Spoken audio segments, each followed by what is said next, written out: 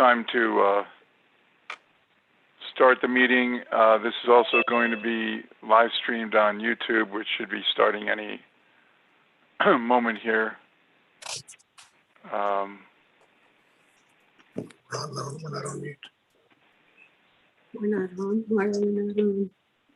Okay. You're gonna lead the pledge. You can't be on mute. Oh, you've got And it. we are, hi Dale, and we are live Hello. on YouTube.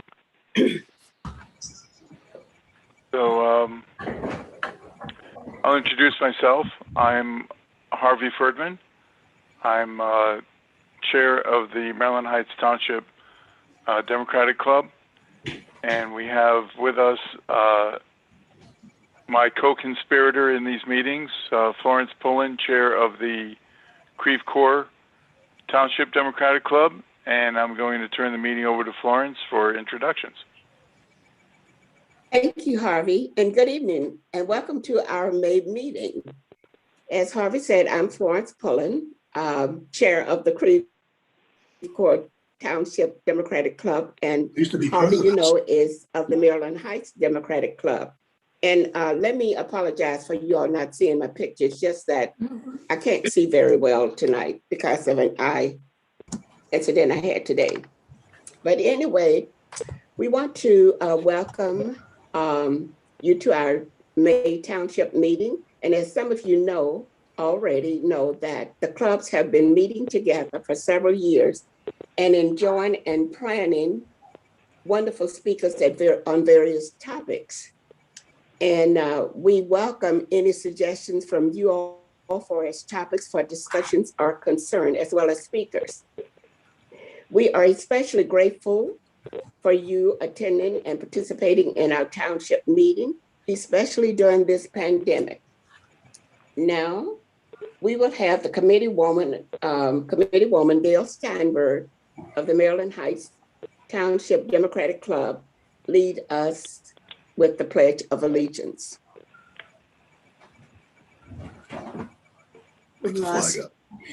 I pledge allegiance to the flag of the United States of America and to the republic for which it stands, one nation, indivisible, with liberty and justice for all. Thank you, Committee Woman.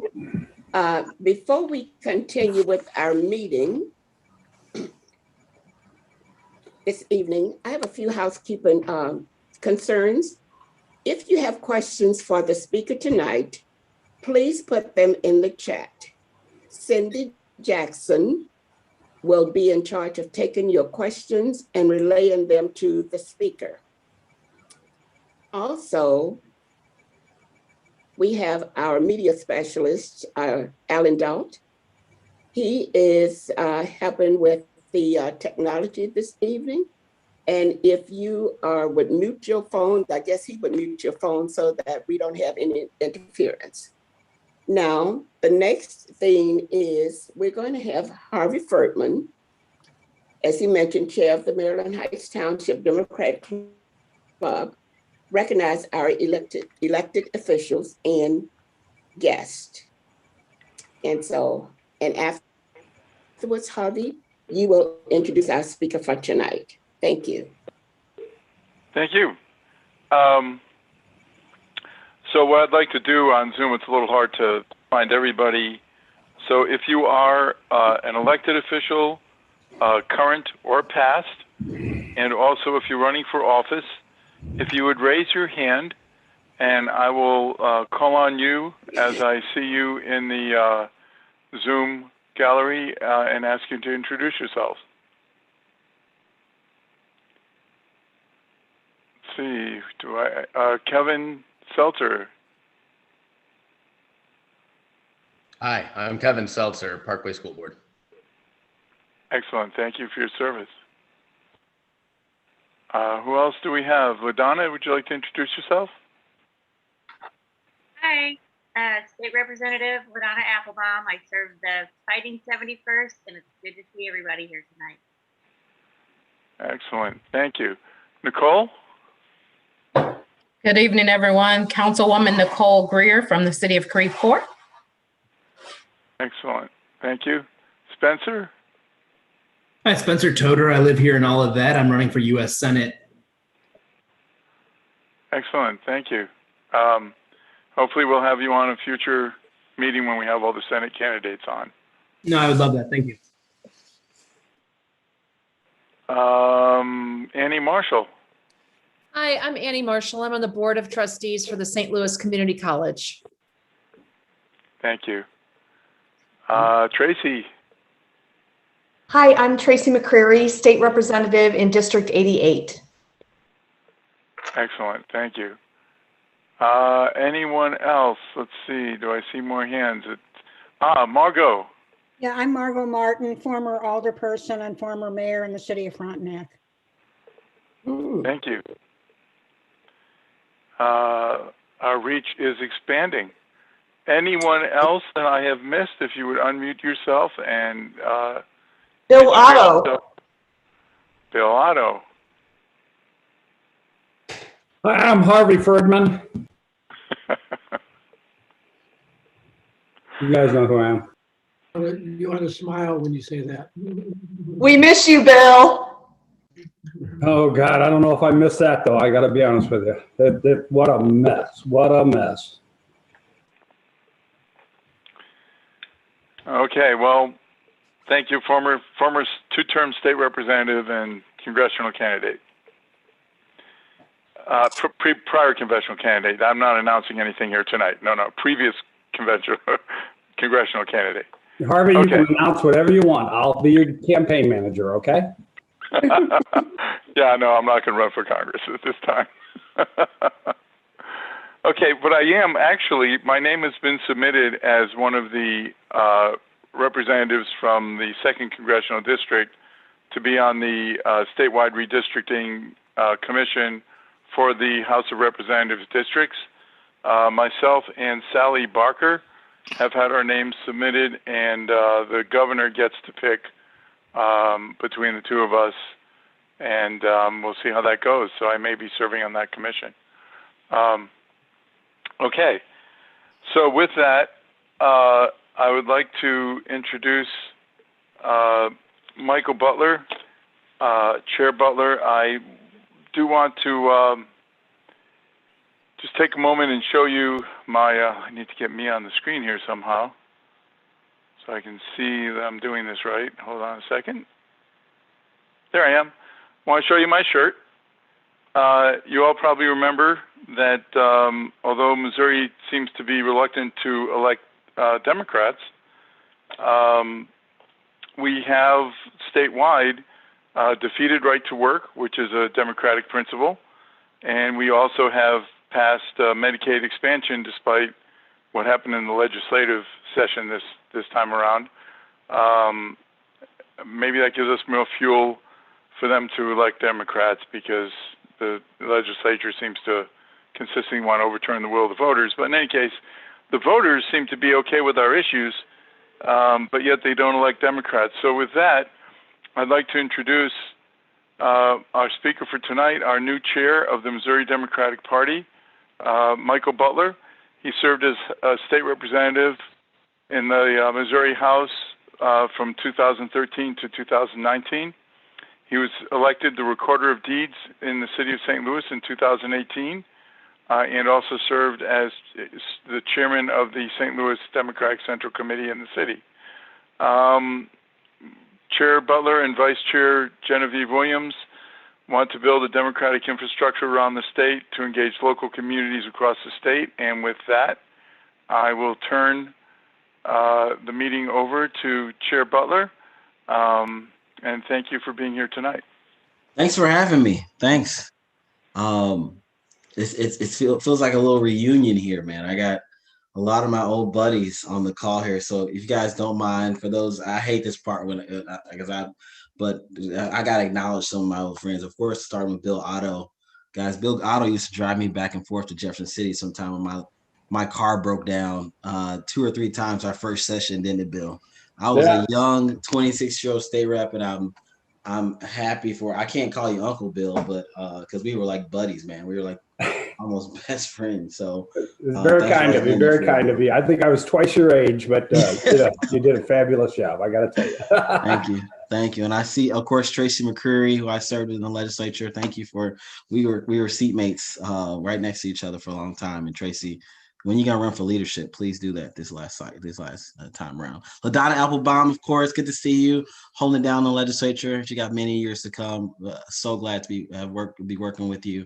And then I see Sue Meredith, who we served together in the legislature as well. Sue, good to see you here today. I did want to acknowledge Nicole Greer, who I got to see at the congressional district meeting this past weekend. Nicole was actually elected to be on our Senate commission to represent the second congressional district for the Senate commission with Jason Gross. So I'm looking forward to meeting with you and talking to you more. I'm sorry we didn't get to talk at our past meeting. And last but not least, I see Brenda Marr on the call too, who is the longtime executive director of Employment Connection in my state representative district. And it's just glad to see that you're involved in politics in your area. Thank you, Ms. Florence Pullen, for having me today, for inviting me and coaching me through making sure that my presentation is going to be right, and that thank you for staying on top of me on the date and everything. We just held 9 meetings in the past 10 days in the state with the state party concerning redistricting, and Ms. Pullen got to sneak me in right in the Monday after our state committee meeting on last Saturday. So thanks for your consistency and your persistence to make sure I'd be here. And with that, everyone, I'm very honored that you all are spending your Monday to talk Democratic politics. And I know that many of you have spent many Mondays and many years supporting our party. So I know how, just from the bottom of my heart, I know you don't understand how important you are to me, how important you are to the party. We want to let you know that, and let you know that this won't be the last time you see me. Some of you guys, it's not the first time, but it won't be the last time I address you all in this capacity. With that, I have a short presentation I like to share with you all. And thanks, Alan, for getting me that screen share. And I'm going to share it here to you guys. Let me get a full screen on there. Cool. Can Harvey, everybody, can you guys see that, Bill? Can you get a thumbs up if you can see it? See my awesome, sharing my screen, good, great. Awesome. So with that, just have a quick presentation for you all about what the party is doing and our changes we're having. And I want to start with culture changes. And it's very important to know that the party, a lot of people want to know what are we going to do different? We had a bad cycle last time around, and what's going to be the strategy? And I want to talk about culture first before we talk about strategy, because culture trumps strategy any day. And one large culture, we're doing 3 culture change in the party, but the first one we're doing is expanding the Missouri Democratic family. In the past, the MDP family really consisted of MDP staff, a few state committee members, like the MDP leadership, and statewide candidates. The organization is really built for statewide candidates. And now we're going to change that. We're including everyone from the local committee person up to our state auditor, Nicole Galloway. And here's why we're doing that. When I served in the House with Bill and Tracy and Sue, I think, Bill, for a period there, we were on the House Democratic Campaign Committee together. And I was on the House Campaign Committee for about 5 years. Me and Bill used to talk about the campaign committee a lot. And in Jefferson City, we were state legislators. We were pretty important people. Really, the HDCC was treated like the stepchildren to the state party. And it was like, you guys aren't really important in the SDCC. Like, as long as you stay out of our way, who cares? After I left the legislature in 2018, I ran for Recorder of Deeds in the city of St. Louis. I am currently the Recorder of Deeds of the city and the chair of the Missouri Democratic Party. But right after I won that election as Recorder of Deeds, three weeks later, I was elected as Harvey mentioned, the chair of the St. Louis City Central Committee. And I realized pretty quickly that the county chairs are really seen as like the cousins to the Missouri Democratic Party. Like, we weren't really that important either. We were kind of, we're close to the voters. It was, hey, we're not going to give you any money, just stay out of our way. And I've been letting folks know across the state that everyone's invited to Thanksgiving this year. We're here all as one large family, and all of you are important to us. We can't afford as a party to ignore any part of our family, and we want to make sure we're getting input from you and communicating with you throughout the entire election cycle. So that means now the MDP family includes local county committee people, the ACCC, the SCCC, state committee members, all elected Democrats, especially local and county electeds, and statewide candidates, MDP staff, and volunteers. So if you vote for us, then you're part of the family, and we're going to make sure that we're going to take on the responsibility to make sure we can communicate with you and get your input. The next cultural change we're changing at the party is our end user. So what an end user is really what the organization is built for, who's built to use the organization. And previously, the Missouri Democratic Party was built to support candidates, especially statewide candidates. The organization was really set to elect governors and United States senators and sometimes secretaries of state, because those are our cash cows. Those are folks that are bringing a lot of money to the state and to our party. But for a long time, folks, people, our over 1 million voters have asked, how can I help? What can I do? Where's my part in this party? And we really didn't have a good answer for that, mainly because the Missouri Democratic Party did not build an organization to fit those folks. And so now, as we're changing our end user, we're still going to support candidates. So we're going to be there for them, but we're building an organization that's mostly focused on volunteers and super volunteers. So our goal is to have 10,000 volunteers statewide by November 2024. That's when Josh Hawley is going to get unelected. And 20% of those volunteers, we'd hope to be super volunteers. So 2,000 super volunteers statewide by November 2024. And a super volunteer is defined as someone who gives 5 hours or more per week to the organization they're volunteering for.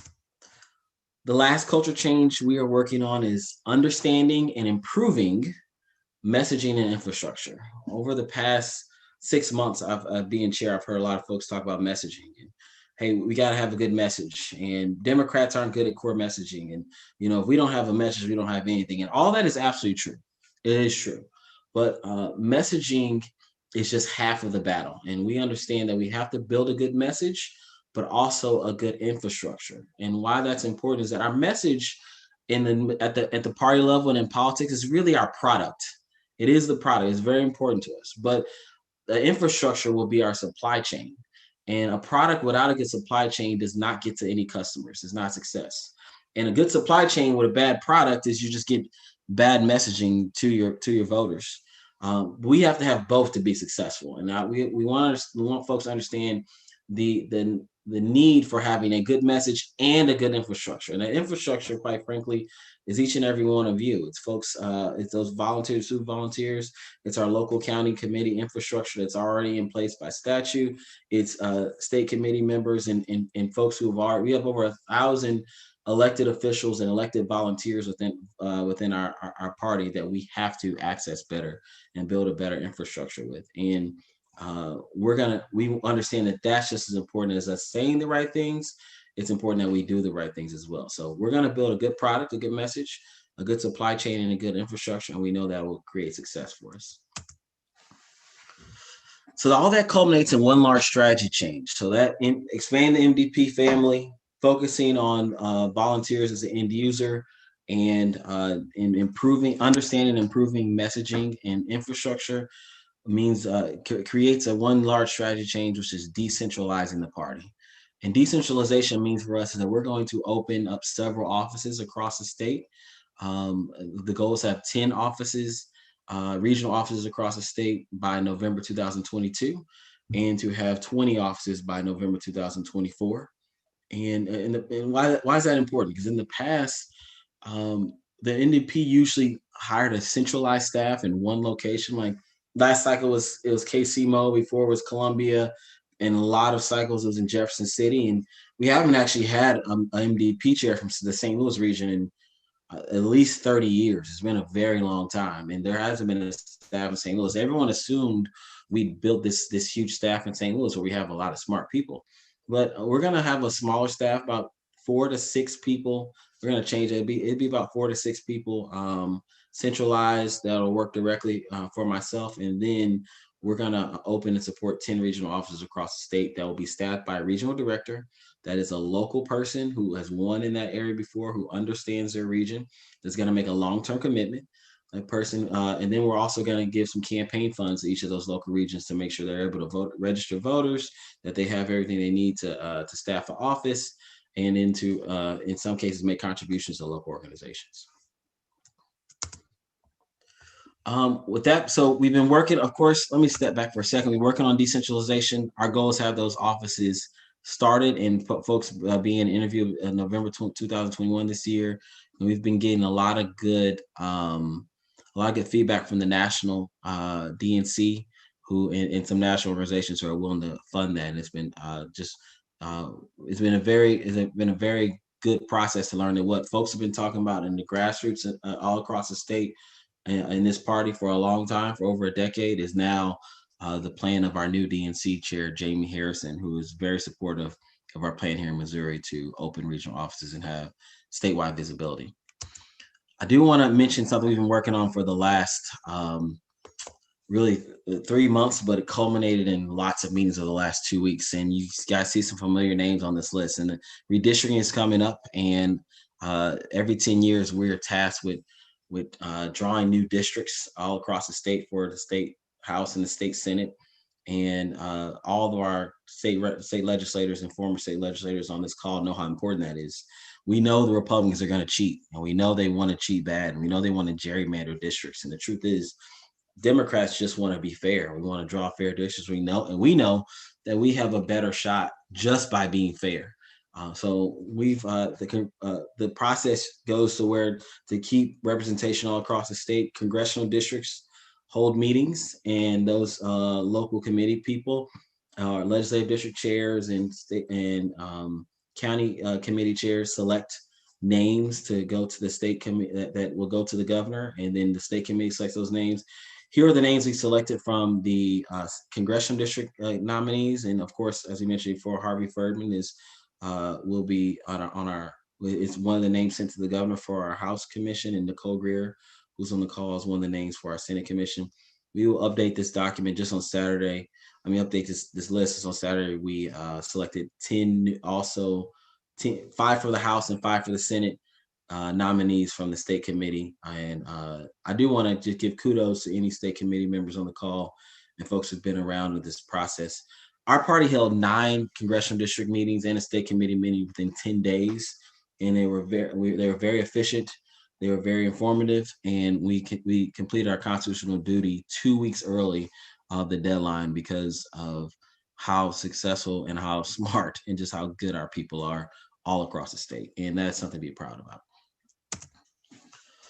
Next, just want to update you all that fundraising at the party is strong. We've raised about $367,000 over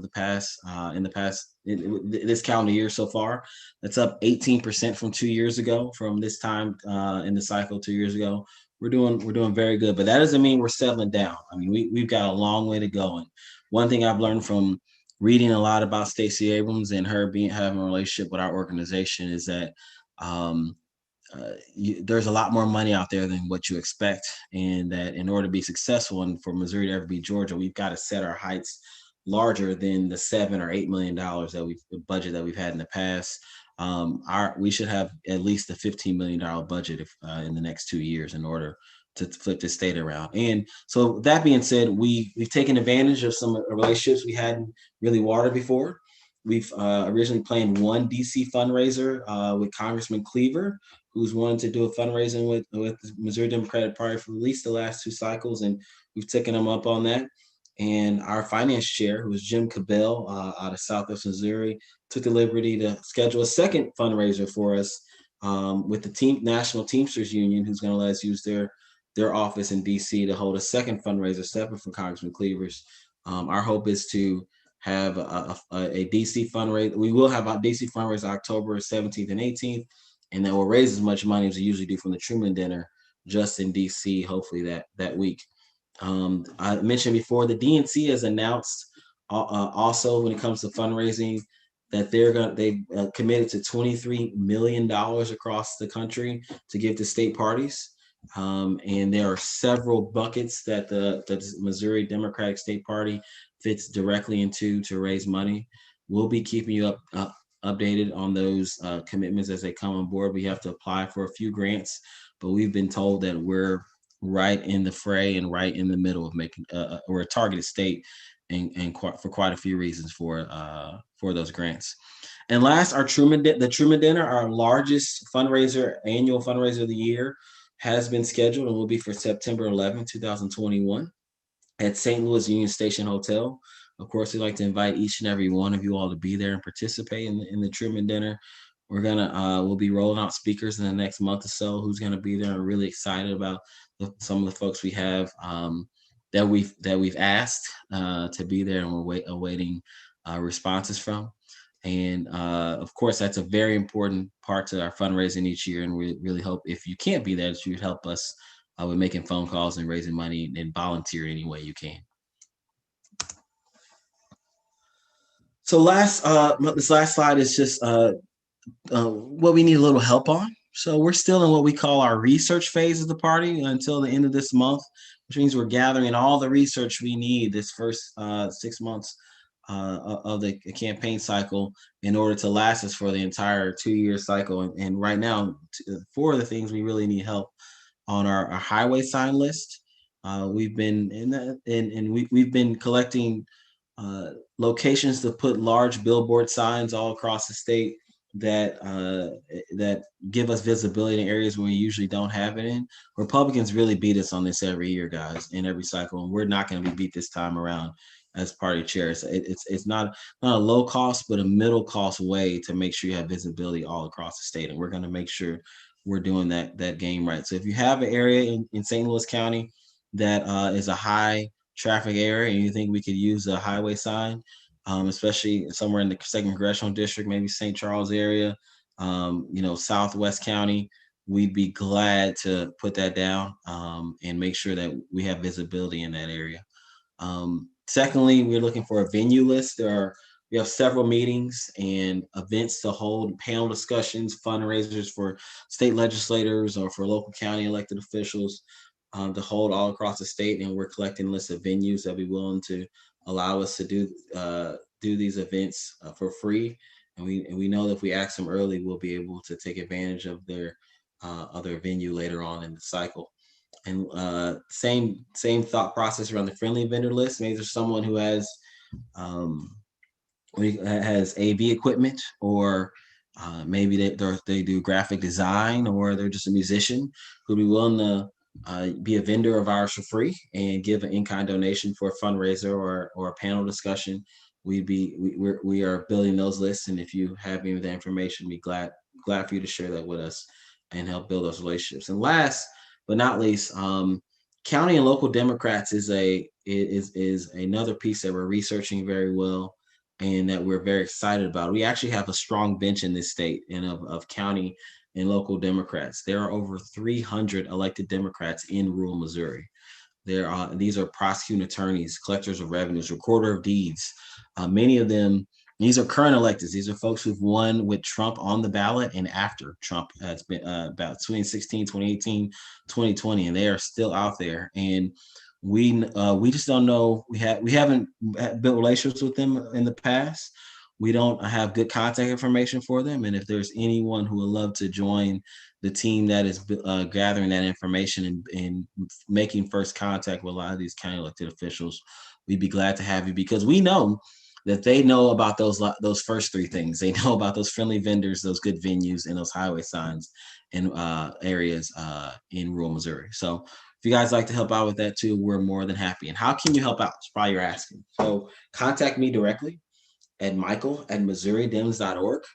If you have any of those 4 things, place to put a highway sign, a venue, vendor list, a county or local, or want to help out our county or local DIMS list. Or if you just want to chat and say, hey, I'd love to help out anything in the future, I may be busy now, email me directly at michael@missouridems.org, or you can text me or call me at 314-365-5118. That is my MDP cell phone number. Text is best for me. Text messaging creates a little to-do list for me, and I will text you back. Phone calls do fill up my voicemail. I will give you a call back, but I can tell you a text message is the best way to contact me. And email would be the second best. With that being said, I have time for questions if Ms. Pullen's okay with that. And I'm just once again honored that you all are taking out some time on your Monday to listen to me talk about democratic politics and learn how we can move together forward in the future. Well, thank you so much, Chair Butler.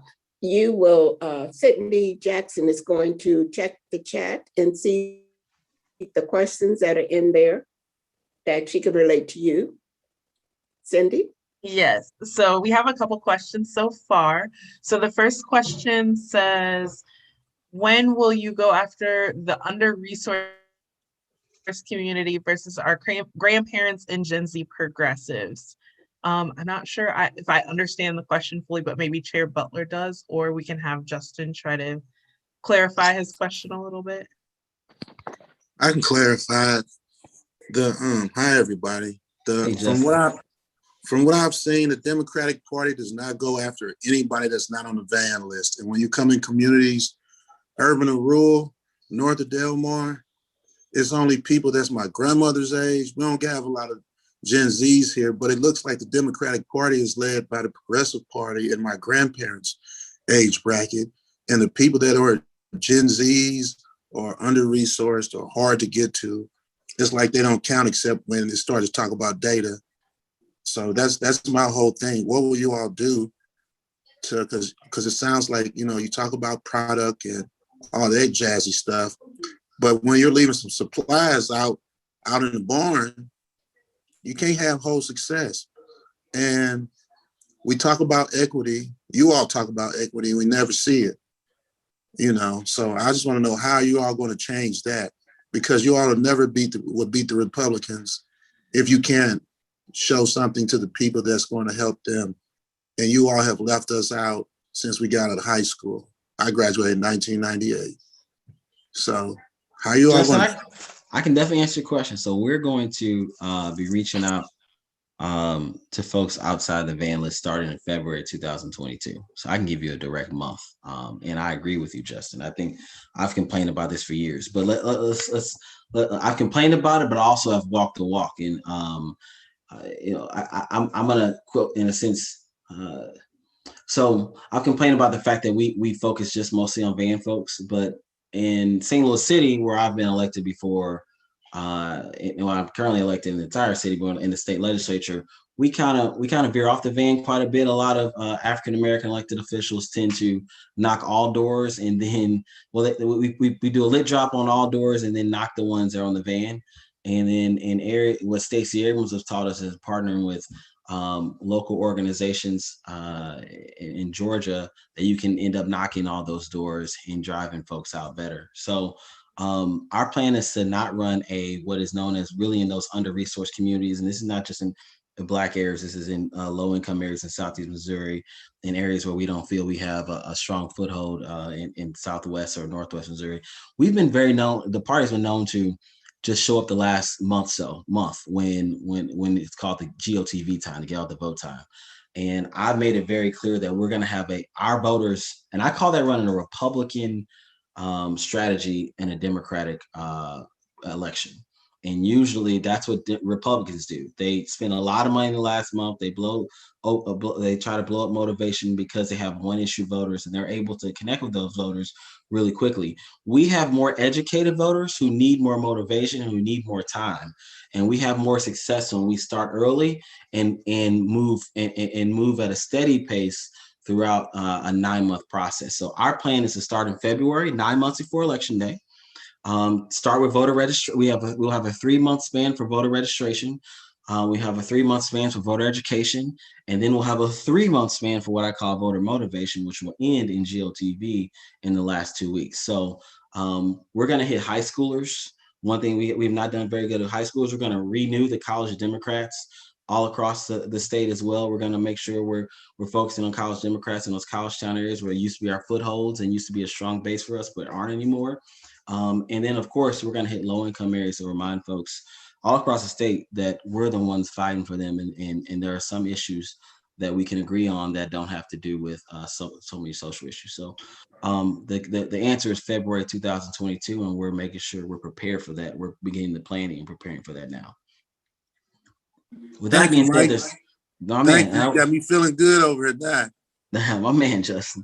I do want to acknowledge, I do want to say there are some folks that are our grandparents' age that we really do love still though too. And I just want to say hey to Nancy Hirsch and Susan Turk on the call, who are good friends of mine who I haven't seen in a while. Good to see y'all. Okay, so the next question says, will Dems get back to building relationships with voters in the neighborhoods like we did the year or more before President Obama was elected? Candidates the last several years campaign heavy in rural areas for months, but only come to urban neighborhoods the weekend before elections. So there's not really a connection with voters there. How can we do better with this? I think that the same, what I just described is the 9-month process that is built upon about 6 months of planning before that 9 months process. So we have panel discussions and voter registration events and voter registration programs planned long before GOTV. I've had that complaint over the years about showing up at the last minute, and I would be I don't want to curse because I don't know if my grandmother's on the call, but I would be really messed up if I were to do the same thing that I saw other folks do in this position for. But we're going to start to try to build those relationships long before. After our research, so I like the word they use, relationships. The 9-month process is just what we call registration, education, motivation. That's campaigning. But after May 31st, so I mentioned our research phase. We're done with our research phase. We're actually moving to what I call our relationship phase as a party. So from June 1st to November 30th, to the end of November, we'll be proactively making relationships all across the state, and especially in African American areas and Latino areas. Latino AAPI, we have not done proactive relationship building in AAPI communities in a long time. So we have relationships with folks long before the registration, education, and motivation time period begins. Okay, the next question is, in what ways are you going to engage the young Democrats? So, that's a difficult one. So I don't have the answer to that right now because I'm an old Democrat. I couldn't tell you directly. That's partially what our research and our relationship phase is going to be. For the truth, then what parties in the party chairs in the past have been able to do. So we want we're going to motivate young people by allowing them to motivate themselves. When I was 22, I seldom listened to a 35-year-old that wasn't like Claire McCaskill. And Claire McCaskill was never able to meet me directly. I'm going to listen to someone who's 26, who's on my campus, or who's in my church or in my neighborhood, and we're going to try to build those new young leaders who are going to quite frankly be probably legislators and operatives in our party really soon. Okay, and I skipped a question, so going back, sorry about that. There's a question that says, what kind of messaging are you planning for phone campaigns locally? This person says, when I asked callers what they plan to spend the money on, that they have never been able to tell me what the objectives are or how they will be spent.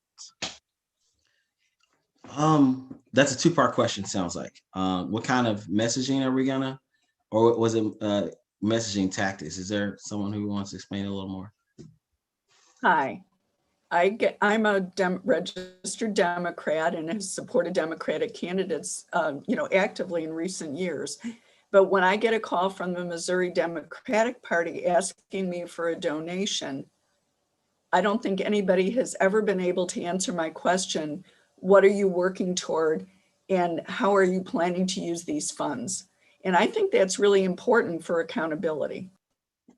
I agree. I can tell you, number one, so I think your question is a good suggestion, which is when we're asking folks for money, we absolutely need to have a response of what is the money going towards and what are you using the money for.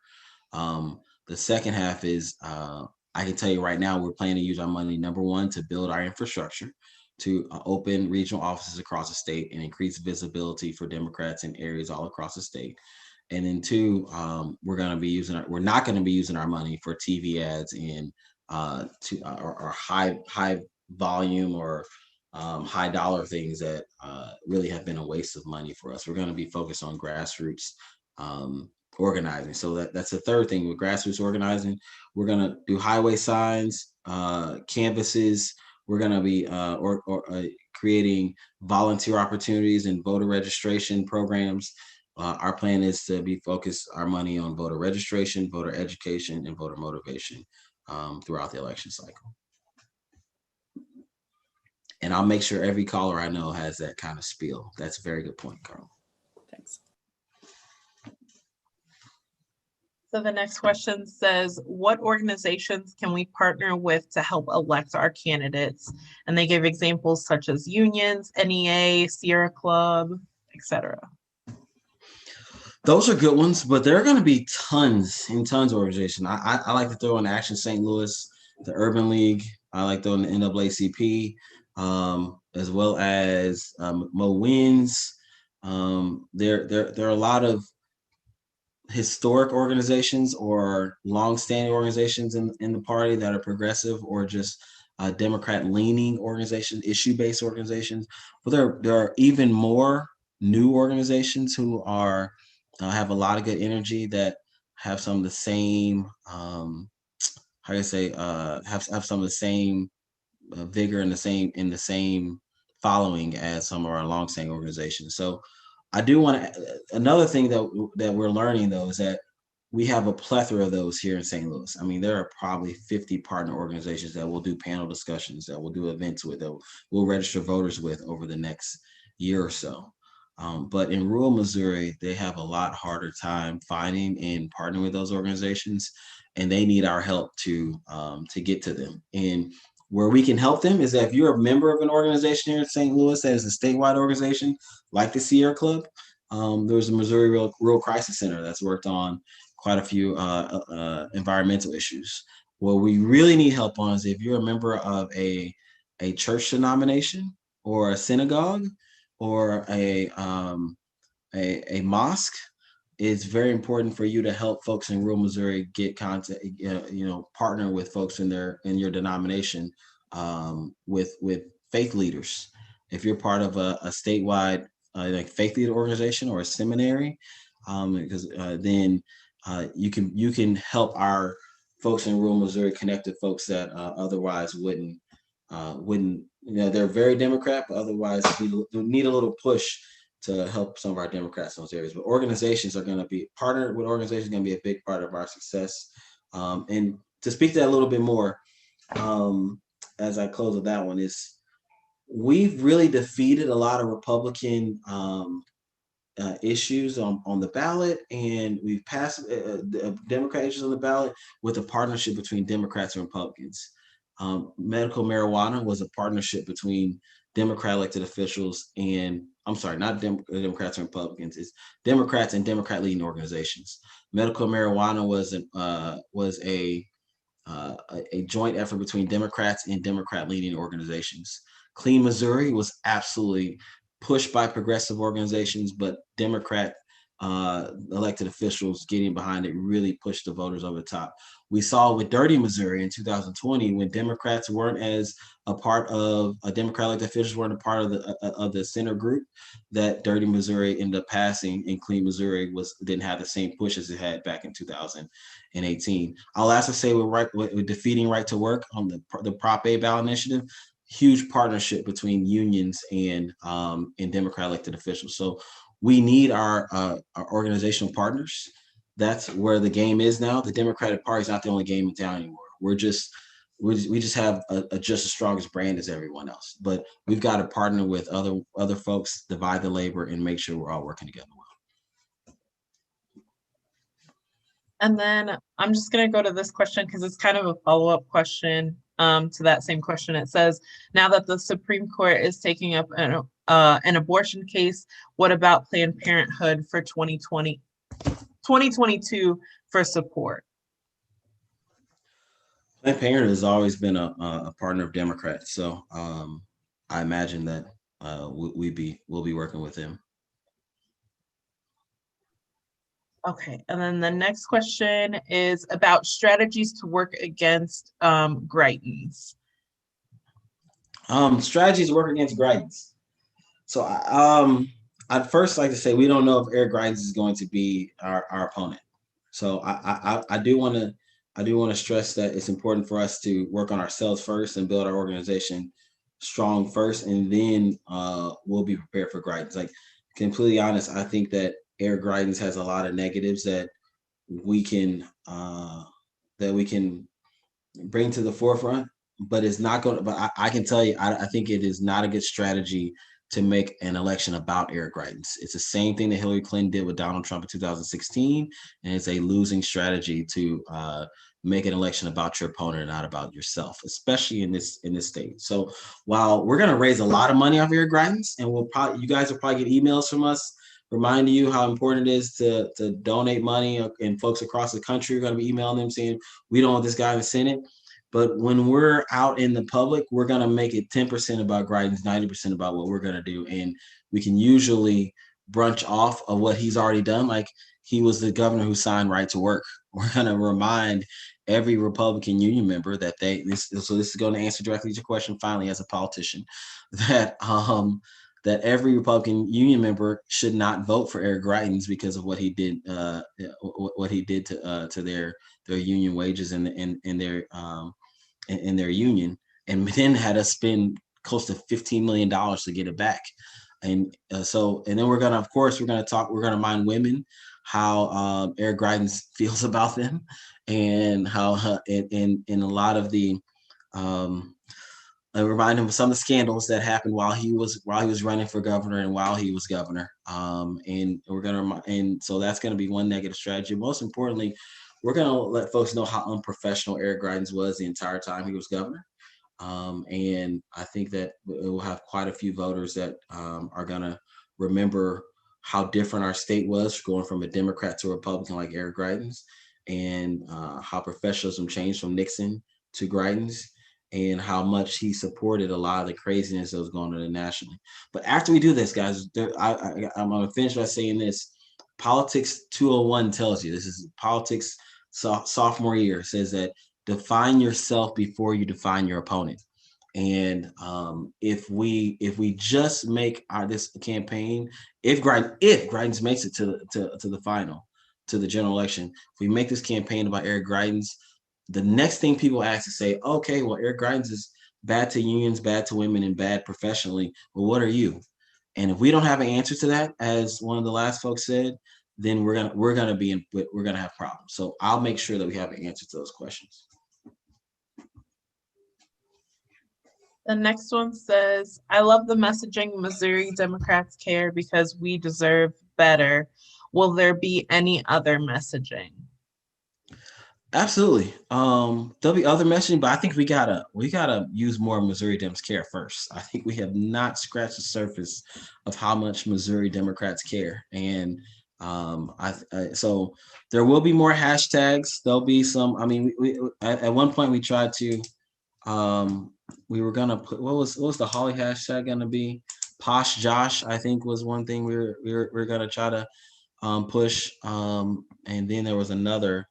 Yeah, Holly a Ho was one we were gonna work on for the young people, Sydney. Like, I don't know if that one's gonna work out well, but we'll see. So I think, yeah, there will be many more hashtags. There will be many more messaging. But I do want to say that Modems Care is not going to just be a message. For me, it's a movement, and it's reminding folks that it's clear that Republicans only care about one thing, and it's about money, and it's about rich people. And Missouri Democrats care about us, and they care about you. And it also means that Missouri Democrats are going to be doing a lot of events that showcase that, and Missouri Democrats are going to be visible in your area, making up for some of the bad things Republicans have done to us. Okay, so next we have CAFOs are hurting rural communities. The Republicans have restricted farming communities from enacting local ordinances controlling them. Why haven't the Dems taken advantage of this issue?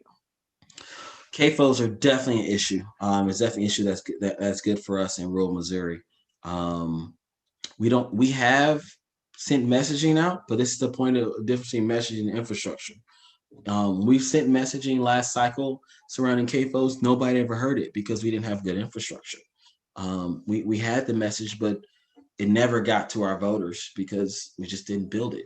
So I will say this, we're gonna probably wait till about March of next year to get a big push on CAFOs, because that needs to be a wedge election issue. That doesn't need to be an old issue by the time we're voting in November.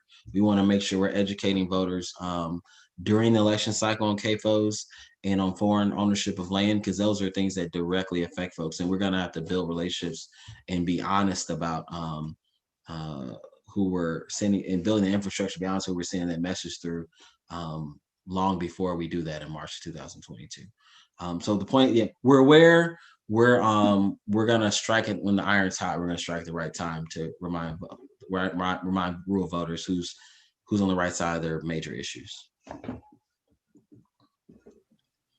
What is the legal or other game plan if we are unsuccessful at combating gerrymandering and redistricting?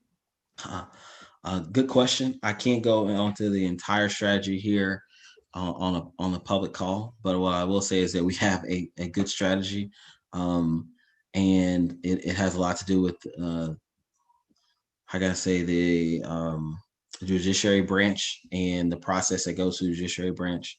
Over the past the last 3 times we've had redistricting in the last 30 years, these maps have always gone to the Supreme Court and been drawn by judges because the commissions have never been able to legally draw fair districts.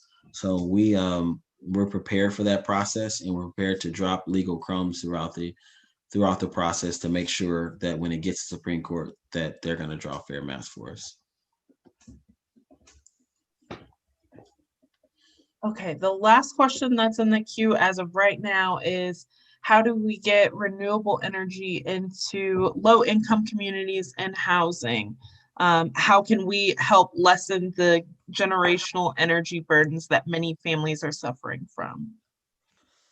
I can't answer that question directly because I make it clear to folks I'm no longer a legislator. I'm on the campaign side of things now. As a state party chair, I can't. I'm not going to be able to really move legislation, and we're going to depend on LaDonna and Nicole and other folks who are currently. It's Tracy's still in the legislature too. Tracy has not moved. Let me stop. I moved on to another place yet, but we're going to rely on those folks who are currently elected to get us those changes.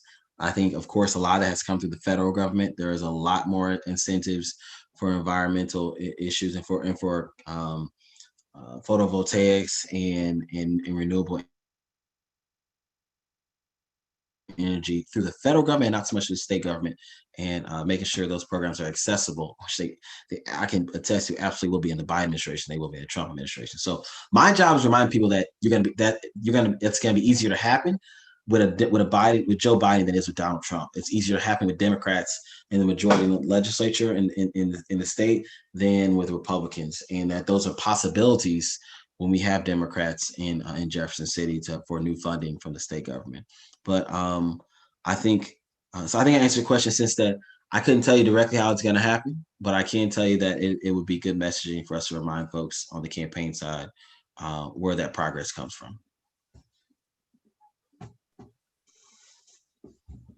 Well, thank you so much, Cindy, for managing the chat, and also Chairman Butler, thank you so much for a wonderful presentation. We really appreciate it. Ms. Pullen, thank you so much for having me, and let me know if you ever need me to come back. I certainly will. I just need to get your grandmother's information. Anyway, are there any announcements? I guess I have one. Florence and I have tossed out the idea of having some sort of a social event in the summer outdoors at one of the parks. If anyone's interested in volunteering to help plan said event, please get in touch with me or Florence. And also on the mailer that goes out, the email at the bottom of it for the folks who received it directly from the Maryland Heights Township Club. If you live in Maryland Heights Township, please consider either joining and paying your dues, or if you're already a member, it's time to pay your dues. Anyway, so thank you very much, everyone. Florence, anything else? Well, same about the membership in our club. Cindy Jackson is our membership chair, so you might be getting some information from her. If you have not joined, we would love to have you so that we can do the things that we need to do for the state of Missouri and our community. So it's up to you now. Oh, about the next meeting. Are we going to have a meeting in June? Okay, Yes. Then our next meeting, it will be June 21st. Now you may close it out. Okay, Hey, thank you, Chair before Butler. Before you go, I put a message in for everybody there. If you guys just take a look at that, that's just read the message. Yeah, for people who haven't caught up, Oh, Bill, oh my. yeah, Bill has gotten shingles. Yeah, if And, you haven't got, I never got it. Oh my God. So anyway, if you're over 50, a couple of us are, I know in this group, go get the shingle shot. Once you got the other shot, go get shingles. It is a terrible, terrible thing. Thank you. Yeah, pharmacies have the shingle shots in stock. You should call ahead, but most of them, the ones I deal with, have said all I have to do is show up and tell them what I want. That all the pharmacies should have it. But do call ahead. With that, thank you, everybody. Are there any other announcements that we missed? I'll mention that after the last meeting we had, a couple of us were kind of excited about the idea of doing some deep canvassing just around, and we haven't put any specifics together yet, but would love to get a group of folks together. Deep canvassing is that sort of, instead of trying to convince somebody to vote for an issue or a candidate, it's about talking to them sort of as people, because voters are people. And so if anybody's interested in that, you can email me. I will put my email address in the chat here, so you can copy and paste it real quick. I won't say it out loud because I don't want everybody on YouTube to email me, because I know we're going to get thousands of views on this, right? But yeah, we'd just love to get something like that going. I think we can make a really solid impact, even in the areas of St. Louis that are already voting Democratic. We can get to 70s and 80s instead of 55, 60. Okay, if you missed Alan's email address, you can email me and I'll forward it. And to tell your township, if you got the Maryland Heights Township announcement, there's a link on there that you can put your address in, and it will show you not just your township, it'll show you all your representatives all the way up the line to governor and federal representatives as well. And if you have any issues or concerns, reach out to me. I'll do it for you and tell you what's there or walk you through it. Okay. Anything else? Yeah, I had a question.